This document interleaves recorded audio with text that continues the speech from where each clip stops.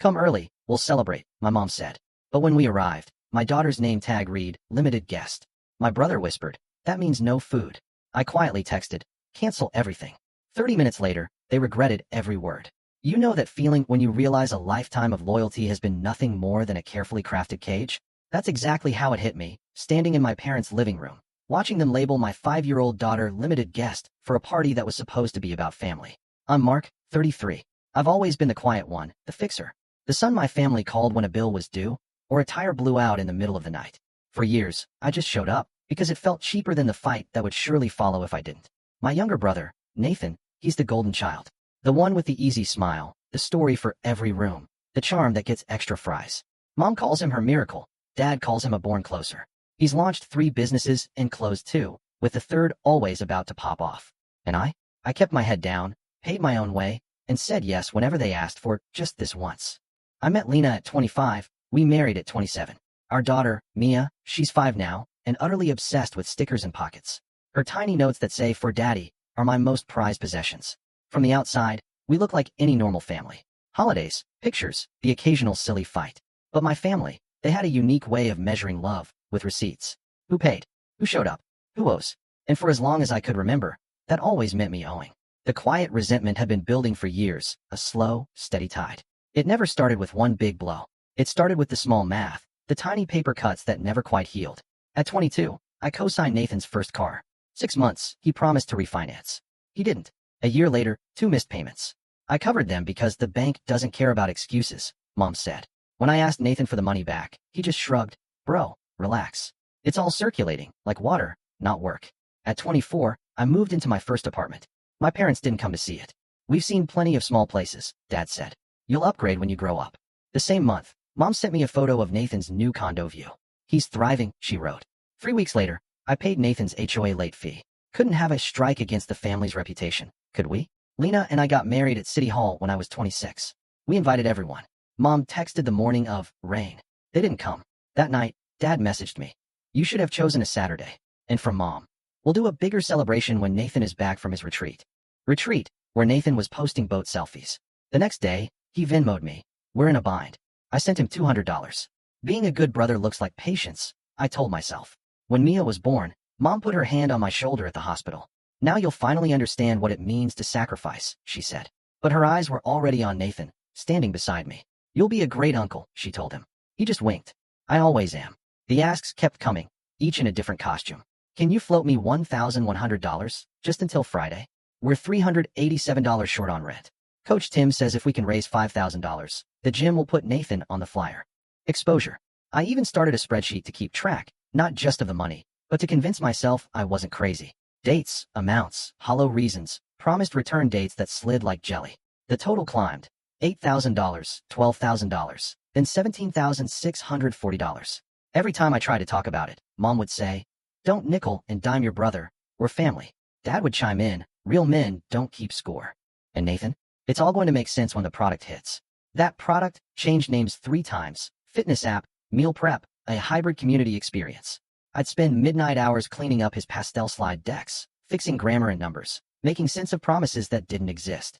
He'd present, get some polite claps, a few let's revisit comments, then call me, ecstatic. We're so close. Meanwhile, our life was small, but steady. I fixed laptops, Lena taught art at the community center. Sundays meant coffee, a pencil, and budgeting. We said no to vacations because daycare felt like a second rent. We were okay. Not flashy, just okay. The guilt came wrapped as concern. Lena deserves better, Mom would say on the phone. Do you ever think about that? A woman wants security. Nathan knows how to provide. I almost laughed. Does he? She'd huff. He will, if people stop dragging him down. There were little humiliations you couldn't even take a picture of. Thanksgiving, a huge turkey leg for Nathan, a small one for me. You don't need more, Mom declared. Christmas, Nathan's kids got drones and bikes. Mia, 4 years old, received a coloring book for ages 3+. When I got a small promotion, title change, same pay, Dad said. Titles don't feed a family. But when Nathan posted a photo of a borrowed luxury watch, Dad reposted it with, proud of my boy. Lena, bless her, tried to keep the peace. She wore the smile you wear when you know the camera's on. But in the car, she'd exhale, a deep, tired breath, like she'd been holding her lungs hostage. We can skip the next one, she'd say. We can, I'd agree. But then Mom would call. It would mean a lot if you were here, and I'd hear myself say, we'll be there. Then the money asks started blooming into plans I was explicitly supposed to fund. Picture this. Nathan announced one night at my parents' table, chopping the air like a CEO. Family equity. We all put in, we all own it. Mark handles the finances. Dad's name helps with lending. Mom runs front of house. Jess does social. We're unstoppable. Lena, ever practical, asked, "What are the terms?" Nathan blinked. "Terms? You said equity." He leaned back. "Wow, she's intense." Mom cut in. "Don't ruin this with details. Trust is the term." I forced myself to ask, "What's the number?" Nathan smiled. "Seed is small. Just 50. We can do 30 now, 20 later. Friendly paper. 50,000. Lena gasped. "Relax," Mom said. "It's not all from you too. You're not selfish." But when the group chat, family fund reel, went up, the only requests with dollar signs had my name under them. Aunt Cheryl was praying. Uncle Ray was networking. Coach Tim sent a flex emoji. And I sent $750 to show good faith. Then $1,250 bridge. Then $2,000 closing this week, FR. That week never closed. I started waking up at 2:11 a.m., like my body had an alarm for dread. I'd stare at the ceiling, listing numbers. Rent, daycare, groceries, gas. Mom's small ask for Nathan's kids' camp fees, because summer brain is real. The spreadsheet total hit $23,980. 2 months before that party, Mia had a fever. We were at urgent care at 1 a.m. Lena slept upright. Mia curled like a bean on my chest. My phone buzzed. "Nathan, yo, can you do me a quick 400, literally stuck at pump." I put my phone face down. The next morning, Mom texted, "When you're a parent, you'll understand it's emergencies all day." I typed and deleted 3 replies. I sent nothing. That night, Dad called. "What happened to you? You used to be generous." He sighed, a loud, theatrical sigh into the speaker. "Don't change on us." I didn't say, "I am changing, on purpose." I didn't say, "This isn't generosity, it's extraction." I just said, "We'll be at the party." And then came the party. Gray and sticky, like the mood that would soon descend. Mia wore a yellow dress and asked if there'd be cake. Yes, I told her, because at my parents' house, there was always cake for Nathan and crumbs for the rest of us. We brought salad and pastries, because Mom said our grocery store stuff tasted like cardboard. I parked on the street, because Dad's driveway was for family cars, which somehow never meant mine. Inside, balloons, a banner proclaiming big moves ahead. Nathan's kids tearing around. Mom swooped in with a hug that never quite reached her hands. "You made it," she said to me. Then, to Mia, "Oh, look at you, sunshine." Lena handed over the pastries. Mom waved them away. "We'll see if there's room." At a table by the entry, name tags awaited. Mom, Dad, Nathan, Jess, his wife, Uncle Ray, even Coach Tim. And then, the one that stopped me cold. Mia, limited guest. I blinked. "What is this?" Mom didn't look up. "Oh, just a system. We had to plan plates. Don't overthink it." Lena's jaw went tight. "Limited? How?" Mom finally smiled, as if we were being utterly silly. "Kids make a mess. They nibble. We did half portions for under 6. It's not personal." Nathan swaggered past, read it, then leaned in close, whispering, "That means no food." It was the kind of joke he thought made him lovable. His boys heard him, and they laughed loud, like a signal. Mia looked up at me, then at her tag, then back at me, her little brow furrowed as if trying to understand what she had done wrong. My ears went hot. It wasn't loud anger. It was something smaller, colder. The part of me that usually said, "It's fine," just went quiet, like it finally ran out of batteries. Dad clapped me on the shoulder. "Don't sulk," he said. "Plenty to go around if you behave." Lena whispered, "Mark." "I know," I said. We walked deeper into the house. Laughter from the kitchen. A whiteboard in the dining room, plastered with numbers and arrows. Investment, family first. Mia's tag stuck crookedly to her dress. She touched it, confused. I took her hand, squeezed twice. "Our code for your safe."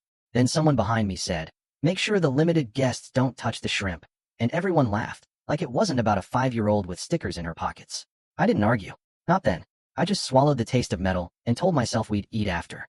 I told myself I could take one more small thing and walk it to the trash without a sound. That was the last lie I told myself that day. The party hummed with forced gaiety. Jess handed out glasses. Dad launched into his tired old story about Nathan selling a snow cone to a snowman at 6 years old. Everyone laughed. I watched Mia at the kids' table, an empty plate before her, her little hands folded politely, in a room that didn't earn it. When the food line finally opened, Mom stood guard like a bouncer. Labels, prime, standard, limited. Next to limited was a small stack of napkins and 2 apple slices. Like a cruel joke, Lena stepped forward, her voice steady. "She's 5. She eats dinner." Mom smiled, no warmth in her eyes. "Then she can have dinner at home." "She is at home," Lena retorted, her voice firm, like a ruler in her family's house. Dad's voice boomed from behind us. "Don't make a scene." Nathan clinked a spoon against a glass. "Before we grub," he announced, stepping towards the whiteboard. I want to say something. He beamed. We're at the cusp. We've got a verbal from a real angel. We just need to close the family round to show momentum. It's not even about the cash, it's the signal. We do this together. And when I ring that bell, we all eat. He tapped the marker on Family First, written 3 times. So we've got asks, but also gifts. This is community. Mom nodded, like a parishioner in church. Dad crossed his arms. Jess filmed. Nathan looked directly at me. Mark, you're the cornerstone. We talked about it. 30 today locks a better match. We'll paper it. Friendly terms. It's not a loan. It's love. I just stared at him. 30 what? He chuckled, a condescending sound. 1,000 obviously. We can split it over the next 6 weeks. 10 today shows faith. Lena's eyebrow shot up. You said small seed. Mom placed a hand on Lena's elbow. Men are talking. Something went very quiet in my head. Like a winter morning, where the air snaps with absolute stillness.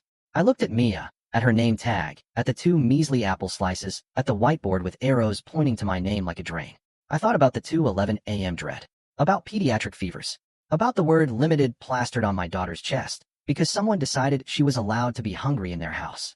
I looked at Nathan, at Mom, at Dad. And then, I simply said, no. The room did that small wobble rooms do just before a drop. Mom blinked. No what? No to the round. No to the cornerstoning. No to the friendly paper. No to all of this. Dad snorted. Don't be a child, Mark. Grow up. Nathan smiled, as if we were playing. You're kidding. I'm not, I said. Jess slowly lowered her phone. Wow. Mom's voice went cold. We have company. So do I said, nodding towards Lena and Mia. And she's hungry. I walked to the food line. I took a plate. I filled it.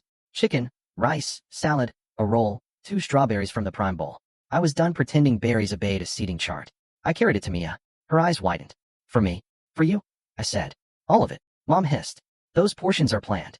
I looked at her, my voice low but firm. Then your plan failed. Dad's face flushed. You don't come into my house. And this isn't about your house. I cut him off. This is about my kid. Watch your tone, he seethed. I have been, I said. For 33 years. Nathan chuckled, leaning back. Bro, emotions aren't assets. We're building legacy. Don't embarrass yourself over a plate. Lena, calm and fierce, reached down and took Mia's tag off, setting it face down on the table. Your legacy, she said, her voice cutting through the tension, is written in how you treat people who can't push back yet. Silence. The kind that hurts your ears. Mom broke it, her voice a poisonous sweetness. If you can't support your brother, then maybe this isn't the place for you. I nodded. I agree. Dad laughed, once hard. You think you can shame us? You need us more than you admit. I shook my head. I needed you to be kind. You chose clever. Nathan leaned forward, elbows on his knees, his mask of charm finally cracking. Here's what's going to happen. You'll cool down. You'll apologize for making a scene. You'll wire 10 by Monday, so we can make Tuesday's meeting hit. We'll put you on the cap table. You get to brag later. Everybody wins. Or you keep acting like a martyr, and you're out. He spread his hands, a dismissive gesture. Your call. I looked at him. At my parents. At the whiteboard, still screaming, family first. And then at my little girl, happily chewing chicken, oblivious to the tug-of-war happening over her head. And I felt it settle in me, like a key turning in a lock. Not dramatic, just final. This isn't about revenge, I said, my voice steady in a way I almost didn't recognize. This is about closure. Mom scoffed. Closure? Don't be theatrical. It means, I replied, I'm done playing a role you wrote for me. I stood up. I took Lena's hand. I picked up Mia's little backpack with the unicorn zipper. I didn't raise my voice. I didn't slam a door.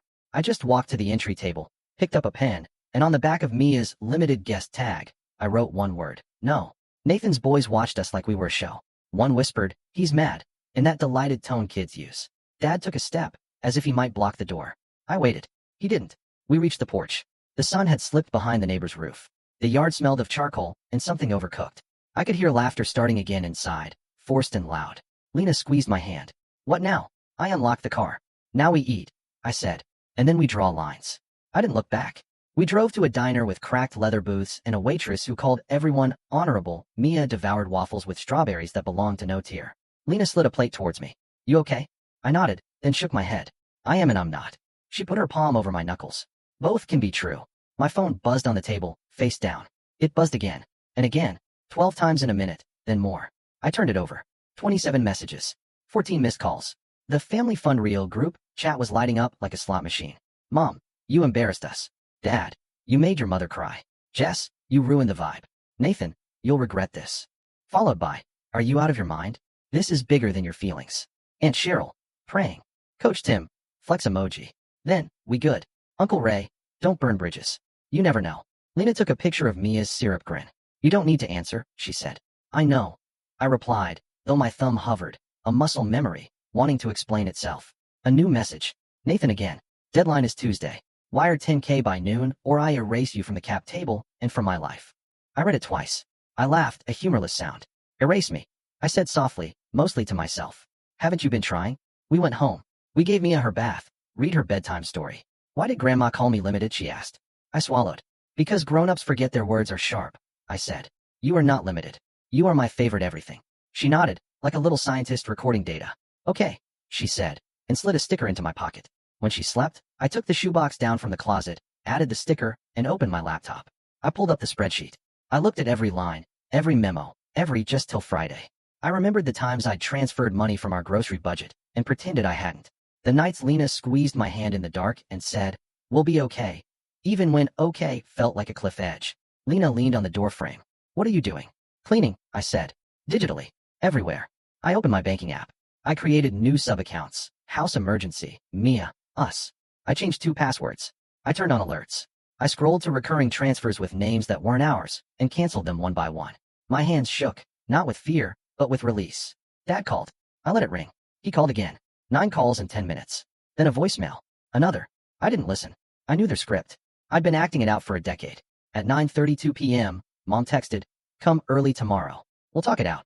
At 9:34, "We're family." At 9:36, "Don't be dramatic."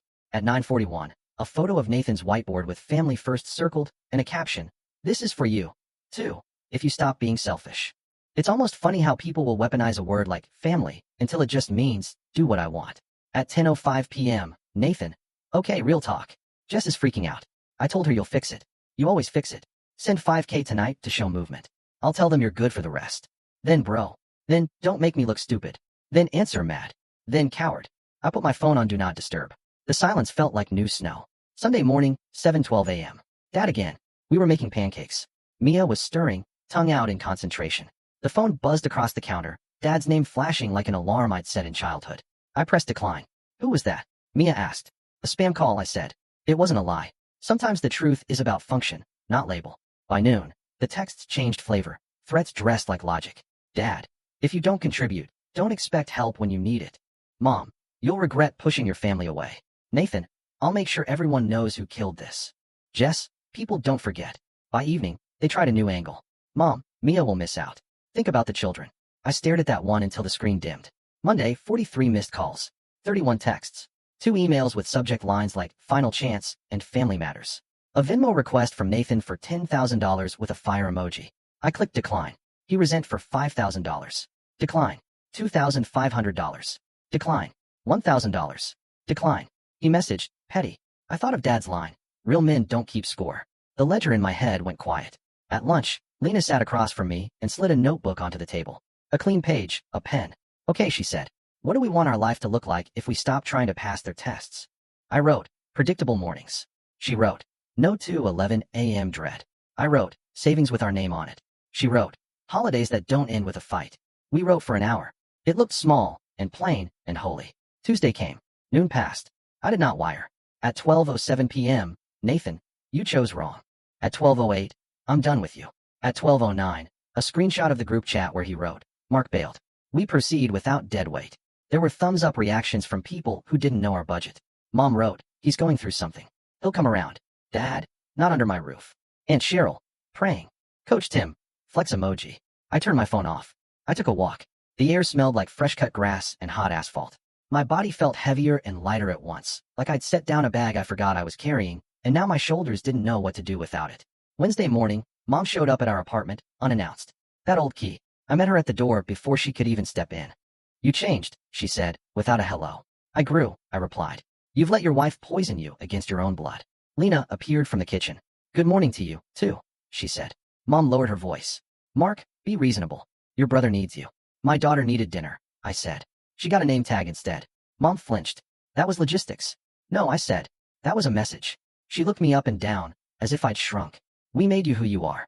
I shook my head. You gave me a start. I made me. She pressed her lips together. Your father says if you won't apologize, don't bother coming on Sunday. I won't, I said. To both. She stared past me into our tiny living room. The toys, the plants that kept trying, the visible life of a family that budgeted. You'll come around, she said finally, as if saying it out loud could bend the future. Maybe, I said, but not back. She left. The key clicked. I leaned my forehead against the door for a long time, feeling the cool paint. Lena touched my back. You did it, she said. Did what? Chose us. The call slowed. The text got colder, shorter, rarer. Then came a dangerous silence, the kind where people are either healing or plotting. 2 weeks later, I got a letter. Not from a lawyer, thank God, but from a bank. A late notice on an account with my name as cosigner. The car. 90 days delinquent. Immediate action required. My chest tightened. I called Nathan. He didn't answer. I called again. Nothing. I drove to my parents' house. I left Mia with Lena. I told myself I wasn't going to argue. I was going to untie a knot I tied at 22. Dad opened the door, eyebrows already raised in judgment. I need the car paperwork, I said. He moved to close the door. We're eating. I held it with my palm. I need it today. Inside, Nathan sat on the couch, eyes on his phone. He didn't look up. Hey, I said. He kept scrolling. You dead to me, remember? Then release my name, I said. He laughed. Do your worst. Okay, I said. I called the bank right there in their driveway. I explained everything. I asked for the steps. The woman on the phone was surprisingly kind. She told me the options. None of them were free. I chose the one that hurt least long-term and most today. I paid the back amount. I removed myself as cosigner. It was money I didn't want to spend, but more than that, it was the sound of a lock clicking. An ancient one. I texted Nathan the confirmation. You're welcome, I wrote. He replied with a middle finger emoji. I stared at it and felt nothing. Not even anger. Just information. That night, we ate pasta with Jared sauce and garlic toast. It tasted like a feast. We watched a cartoon. Mia fell asleep on my chest. My phone sat face down and quiet. For the first time in years, I didn't dread the sound it might make. The house felt hunkered down, safe. The future didn't feel like a trap.